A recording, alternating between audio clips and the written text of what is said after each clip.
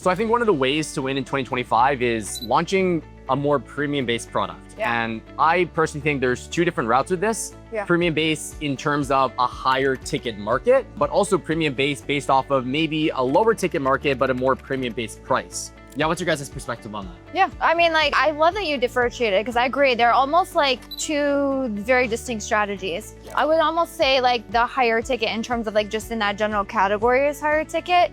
That one, it's maybe a little bit difficult because of, you know, just the cost of producing the item. But in terms of like the difficulty in like bringing that to market, I don't really know if there's much difference from that versus like say other products. Yeah. But I would definitely say when you're launching a higher ticket in terms of it costs more for that specific category, we've found that those, I don't want to say it's more difficult, but you need to be more strategic. There's more potential pitfalls and roadblocks, at least from my experience. I don't know what you guys have seen. Yeah, no, 100%. I mean, nowadays, when you launch a product on Amazon, your product is everything. It's like all the research you do at the very beginning is going to make your life 100 times easier. If you've done it right, of course. Yeah. You brought the right product to market, but that's going to really tell truth when your advertising starts to hit. You've done a good job. Yeah. Priced higher in market, you're going to be able to compete for those, even though it might be much lower than you. So being that kind of luxury item, that higher price in market, again, if you're providing value, you're solving a need, you're talking to your customer that you know you're talking to, you know, that's where that advertising is actually going to work. But,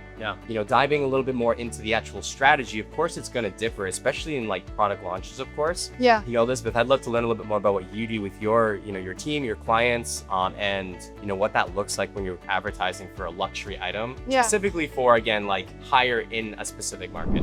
Yeah, I definitely, I want to like dip into one thing that you said and like put this as like, this must absolutely be present in your product, or without it, advertising is not going to work.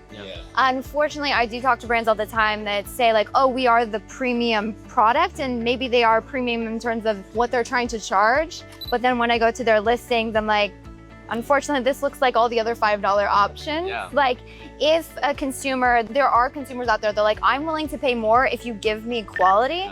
And unfortunately, a lot of times what I find is that when the brands talk about their products and you can see like, they're like, yeah, we did this, we have this, like this is better, this is better. I'm like, that sounds like an amazing product. And then I go to their listings and I'm like, I don't know any of this by looking at this. So I would say like, you definitely have to have that element because your listing is essentially your landing page for your advertising. And if your landing page does not speak to that shopper and tell them why they got to pay $15, $20 more, they're not going to pay it. They're going to go to somebody else.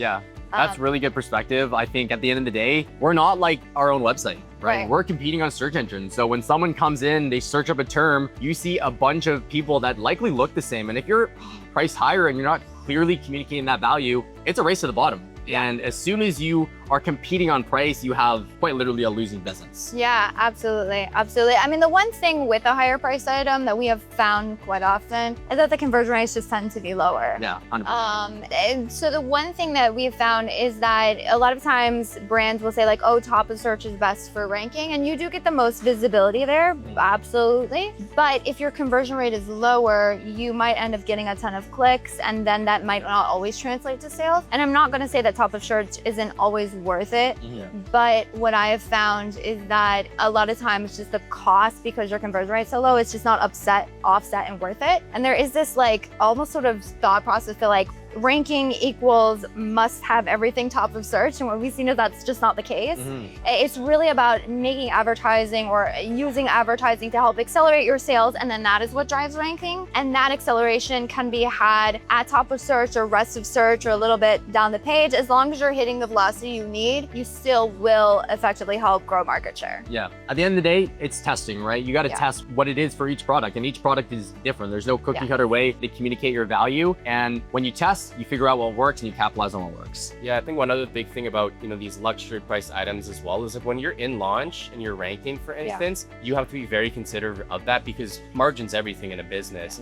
As you grow it, Amazon's a very social proof driven platform. The more reviews you get, the more established you get, the more ranking you get, you can start switching things up. You can be a little bit more aggressive to get more market share, more brand share. So I think that's really important. I know when we were talking yesterday, you talked about another strategy, and it was lower volume keywords.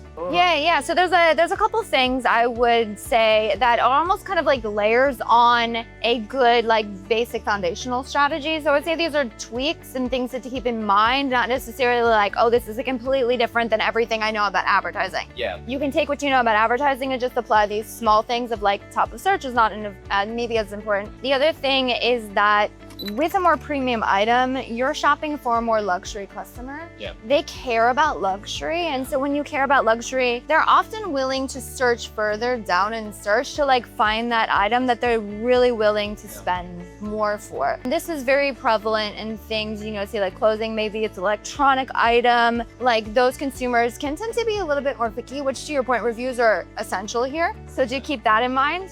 So that in that case, maybe going after more long tail, or what we've actually found in some cases is you might have like a really expensive keyword that's very short tail. And a lot of times brands will say like, oh, that's not even worth going after because it's too expensive. But again, highly dependent on your market, so definitely test. But oftentimes you can rank on page, say 3 and 4 and still see an impact from that because people are willing to go down further into search. And of course, long tail variations of this. The other like tweak that I would add on to ad strategy is the way in which you evaluate, or not the way in which you evaluate, but more of the time frame. So an example would be like if you have a really quick moving product, you probably want to evaluate, like 7 days, 14 days, like what's happening right now, because you're getting that very, very quick consumer feedback. So the thing about like lower conversion rates is it really takes you more clicks to generate an order, which can really make your advertising seem volatile.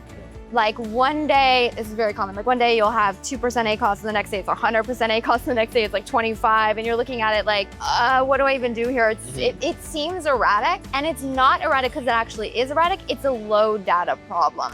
And so to make up for a low data problem, what you need to do is just evaluate a longer date range. It's super simple. So instead of looking at, again, what happened last 7 days where you see that up and down, you can zoom out to a 30-day, and then you start to see those trends really happen. Correlations.